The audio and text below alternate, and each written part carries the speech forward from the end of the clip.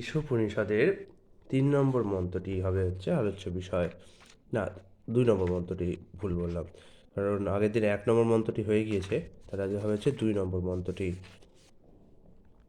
২ নম্বর মন্ত্রটি হচ্ছে কুর্বণ্য বেহ কর্মাণি জিজিবিষেচ্ছতং সমাহ এবং তয়ি নান্যথেত হস্তি ন কর্ম লিপ্যতে নরে। কেউ যদি এভাবেই কর্ম করে চলে তাহলে সে ১০০ বছর বেঁচে থাকার বাসনা পোষণ করতে পারে, কেননা ওই ধরনের কর্ম তাকে কর্মবন্ধনে আবদ্ধ করে না। এছাড়া মানুষের কোনো গতি নেই। তাৎপর্য শুনুন। কেউ মরতে চায় না এবং সকলেই যতদিন সম্ভব বেঁচে থাকতে চায়। এই প্রবণতাটি কেবল ব্যক্তিগত মানুষেই নয়, সমষ্টিগত সম্প্রদায়ে, সমাজে এবং জাতিতে দেখা যায়। সমস্ত জীবই বেঁচে থাকার জন্য কঠোর সংগ্রাম করছে এবং বেদে বলা হয়েছে যে তা স্বাভাবিক। জীব স্বাভাবিকভাবে নিত্য, কিন্তু জড়জাগতিক বন্ধনে আবদ্ধ হওয়ার ফলে তাকে বারবার দেহ পরিবর্তন করতে হয়। এই পন্থাকে বলা হয় আত্মার দেহান্তর। এই দেহান্তরের কারণ কর্মবন্ধন। জীবকে জীবন ধারণের জন্য কর্ম করতে হয়, কারণ সেটিই জড়া প্রকৃতির নিয়ম, এবং সে যদি তার স্বাস্থ্য নির্দেশিত কর্ম না করে প্রকৃতির নিয়ম লঙ্ঘন করে, তার ফলে তাকে জন্ম মৃত্যুর আবর্তে আরও বেশি করে আবদ্ধ হয়ে পড়তে হয়।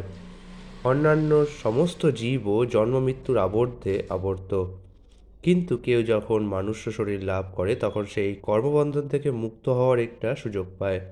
কর্ম, অকর্ম এবং বিকর্ম সম্বন্ধে ভগবদ্গীতায় স্পষ্টভাবে বর্ণনা করা হয়েছে। শাস্ত্র নির্দেশ অনুসারে কর্ম করাকে বলা হয় কর্ম। যে কর্ম আমাদের জন্ম মৃত্যুর আবর্ত থেকে উদ্ধার করে না তাকে বলা হয় অকর্ম। না, এটা একটু ভুল হলো। যে কর্ম আমাদের জন্ম মৃত্যু আবহ থেকে উদ্ধার করে তাকে বলা হয় অকর্ম। আর স্বাধীনতার অপব্যবহার করে যে কর্ম করার ফলে মানুষ নিম্নতর জীবনে অধঃপতিত হয় তাকে বলা হয় বিকর্ম।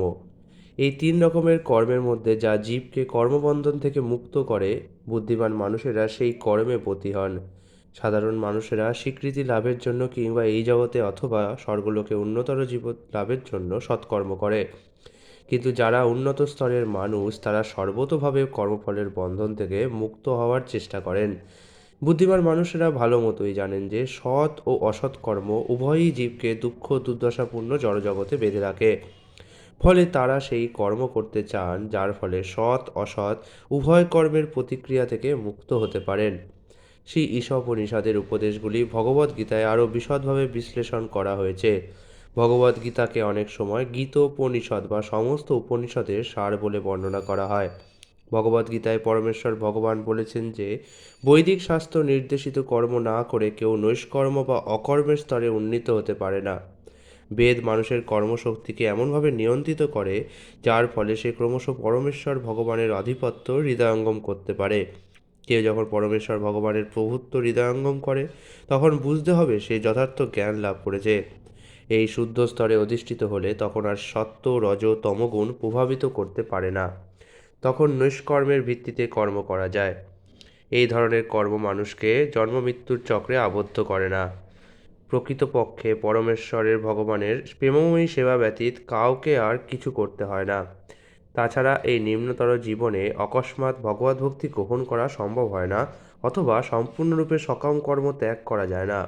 বদ্ধ জীবাত্মা তাৎক্ষণিক বা দীর্ঘমেয়াদী ব্যক্তিগত স্বার্থসিদ্ধির উদ্দেশ্যে ইন্দ্রিয় তৃপ্তির জন্য কর্ম করতে অভ্যস্ত। সেই স্বার্থপর কর্ম সংকীর্ণ অথবা বিস্তৃত হতে পারে।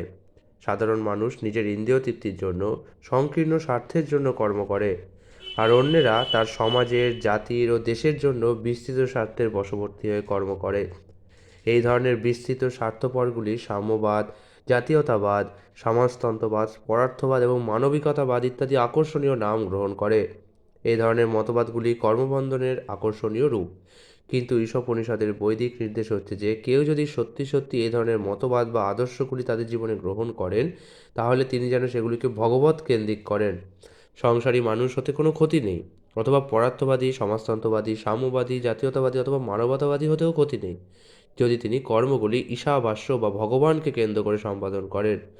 ভগবদ্গীতায় বলা হয়েছে যে ভগবৎ কেন্দ্রিক কার্যকলাপ এতই মূল্যবান যে তার অল্প অনুষ্ঠানও মানুষকে মহাভয় থেকে রক্ষা করে। জীবনের সবচাইতে বড় বিপদ হচ্ছে জন্ম মৃত্যুর বিবর্তনের চক্রে পুনরায় অধঃপতিত হওয়া। মানুষ যদি কোনো ক্রমে পারমার্থিক সুযোগ সুবিধা হারায় যা মানব জীবনে লাভ করা যায় এবং পুনরায় বিবর্তনের চক্রে পতিত হয়, তাহলে বুঝতে হবে যে সে অত্যন্ত দুর্ভাগা। তার বিকৃত ইন্দ্রিয়গুলির প্রভাবে মূর্খ মানুষেরা দেখতে পায় না যে সেগুলি ঘটছে। সুতরাং সেই ঈশোপনিষদে উপদেশ দেওয়া হয়েছে আমাদের শক্তিকে ঈশাবাস্য কার্যকলাপে প্রয়োগ করতে। সেই রকম কার্যকলাপে যুক্ত হলে আমরা বহু বছর বেঁচে থাকার বাসনা করতে পারি। তা না হলে সেই আয়ু যত দীর্ঘ হোক না কেন তার কোনো মূল্য নেই। একটি বৃক্ষ কয়েক শত বছর, এমনকি কয়েক হাজার বছর বাঁচে, কিন্তু গাছের বাঁচা, হাঁপড়ের মতো নিঃশ্বাস নেওয়া, কুকুর ও শূকরের মতো সন্তান উৎপাদন করা অথবা উটের মতো কণ্টক ভক্ষণ করার কোনো বিশেষত্ব নেই। ভগবৎকেন্দ্রিক সরল জীবন ভগবৎ বিমুখ পরার্থবাদ অথবা সাম্যবাদের বিশাল ফাঁকি থেকে অনেক মূল্যবান। পদার্থবাদীর কার্যকলাপ যখন সেই ঈশোপনিষদের নির্দেশে সম্পাদিত হয়, তখন তা কর্মযোগে পরিণত হয়। সেই ধরনের কার্যকলাপের নির্দেশ ভগবদ্গীতায় দেয়া হয়েছে, কেননা তা আমাদের জন্মমৃত্যুর বিবর্তনের চক্রে পুনরায় পতিত হওয়া থেকে উদ্ধারের নিশ্চয়তা দেয়। এই ধরনের ভগবৎকেন্দ্রিক কার্যকলাপ যদি অসম্পূর্ণ থেকে যায় তাতেও কোনো ক্ষতি হয় না, কেননা সেই ভগবত ভক্তির প্রভাবে তিনি পরবর্তী জন্মে নিঃসন্দেহে অত্যন্ত মনুষ্য জন্ম লাভ করেন। এভাবে তিনি জড়জগতের বন্ধন থেকে মুক্ত হওয়ার আরেকটি সুযোগ পান। আগামীকাল 3 নম্বর মন্ত্রটি আমরা পাঠ করব।